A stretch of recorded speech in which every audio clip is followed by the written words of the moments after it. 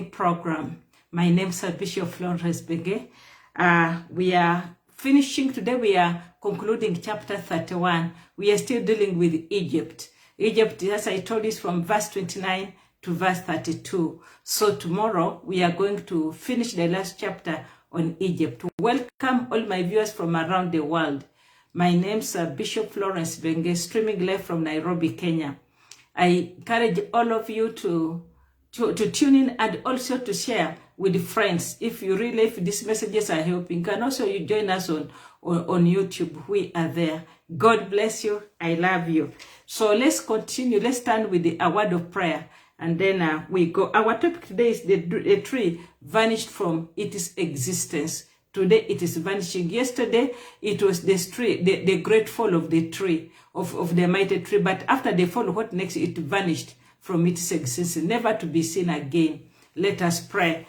Father, in the mighty name of Jesus Christ, I thank you, Lord, my Father, this evening, that, Lord, you are with us, oh my Father. The Bible says you'll never leave us, neither forsake us. Lord, who is man that man can, dear Lord, my Father, be proud?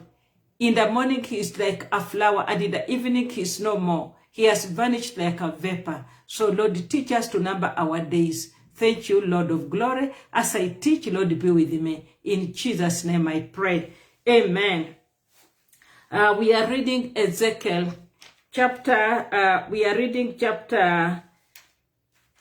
Ezekiel chapter 15. Join me, and I'm going to use the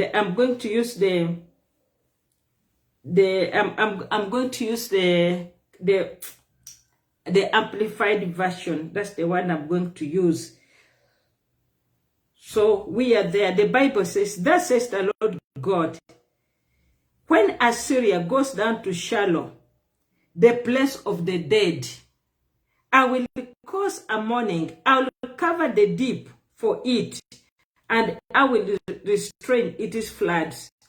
And the mighty waters that contributed to its prosperity will be stayed. And I will cause Lebanon to be in blacker gloom, and to mourn for it. And all the trees of the field dismayed will faint because of it. Verse 16. I'll make the nations quake at the sound of its fall when I cast it down to Shiloh, with those which descend into the pit, and all the trees of Eden, the choice and the best of Lebanon, all the trees that drink water will be comforted in the nether world at Assyria's downfall. Verse 17. They also shall go down into Shiloh, with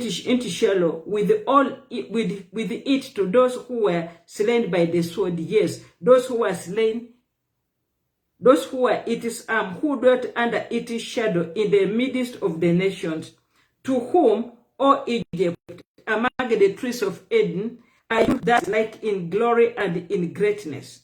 Yet you also shall be brought down with the trees of Eden to the nether world. You shall lie among the uncircumcised heathen, with those who are slain by the sword. This is how it shall be with Pharaoh and all the multitude of his strength, his tumult, and all his store of wealth and glory, says the Lord God. That is the verdict from God. Hallelujah. A verdict from God. Now, we saw that we are now we are in chapter 31. Now we see that Assyria at the beginning, sorry, God was, because Pharaoh had said, he sat in the waters and said, the waters are mine. I made it. The river is mine. That is River Nile. Just like the way Tyre was also talking in the sea, that he made it. So now what God did, God was very annoyed. And then he asked him, who are you? So in verse 9, verse 1 to 9 of this chapter, it was a recital to Pharaoh of the glory of the Assyrian.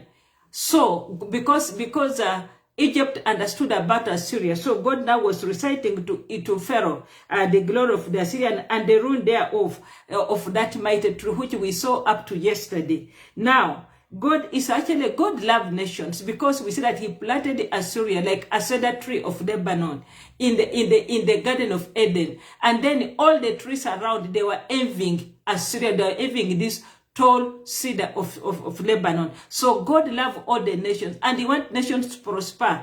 And you know, it gives God the glory, including yourself. God wants you to prosper. But the problem comes when we become very, very proud. So now, because this tree became very prosperous and pride came in, they remained, you know, they forgot who God is. But they should remain, they should remember that also the dead are there. Where they are going to fall, also the dead are there. So let us go now to the book of the book of Psalms, Psalms 90. The book of Psalms 90, we want to look at it. Psalms 90, verse 12.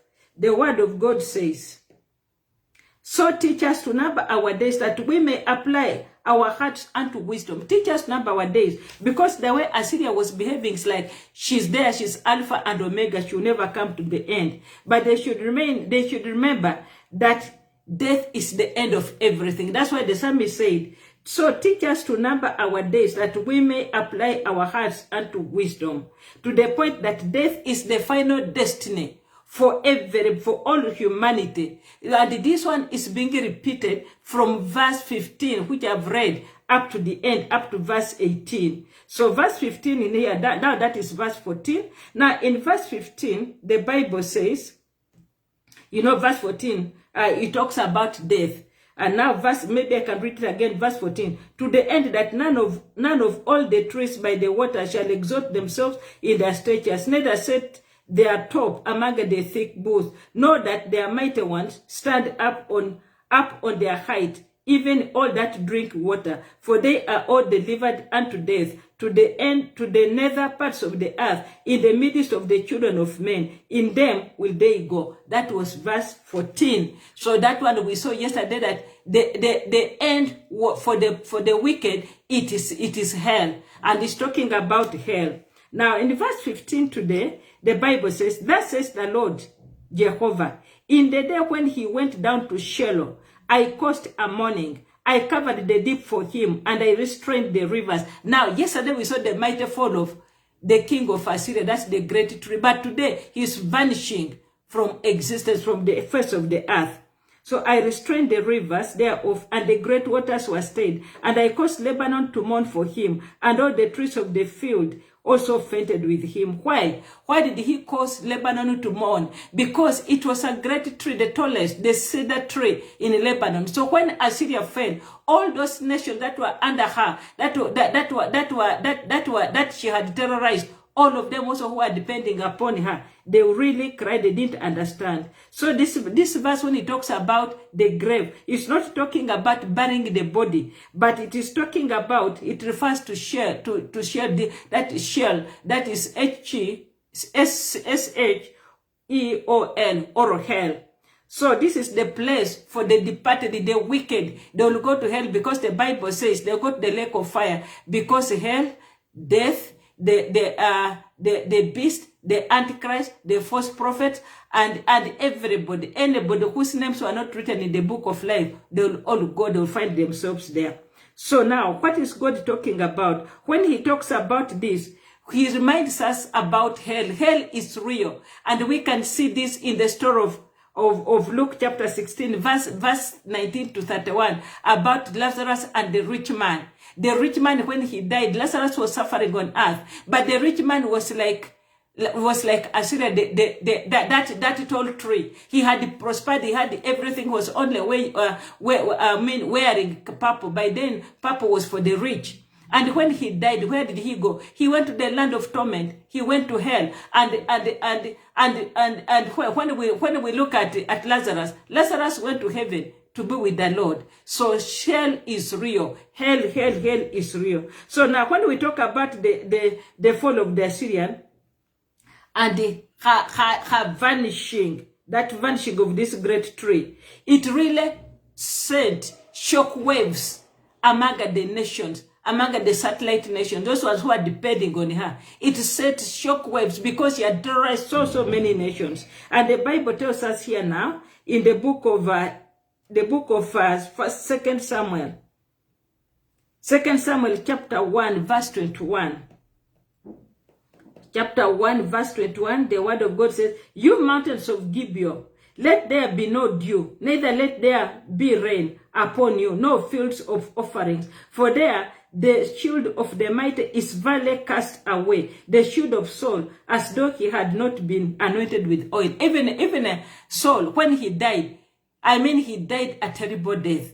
So yes, the same belongs to this Syrian tree, this nation of Assyria, this empire of Assyria. It will vanish and never be seen again. Let us go to the book of Ezekiel, chapter 26. Chapter 26, verse 19.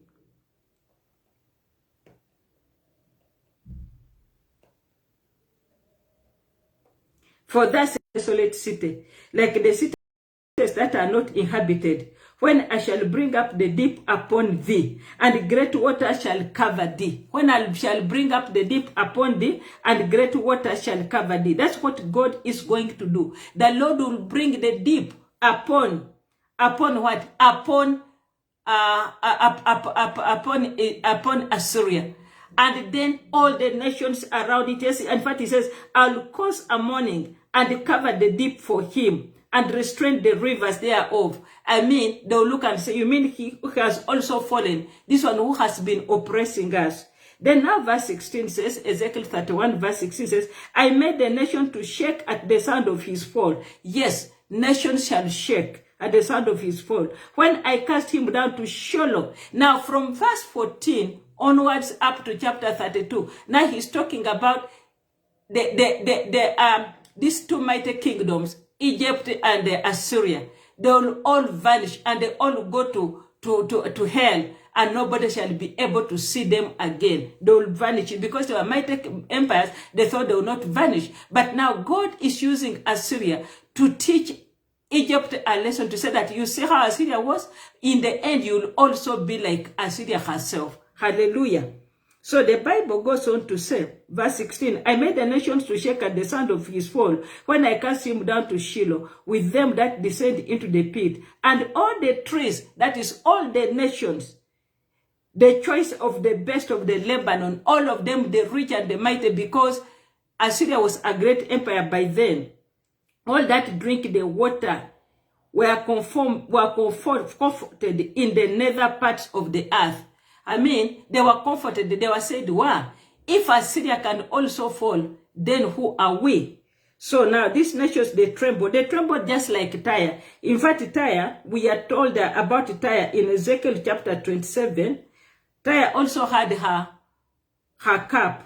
Chapter 37, verse 35, which we saw last time, it says, "All the inhabitants of the asile shall be astonished at thee, and their king shall be so afraid. They shall be troubled at their in their countenance." At the fall of Tyre, we saw that. And also Tyre, we saw it in chapter 28 again.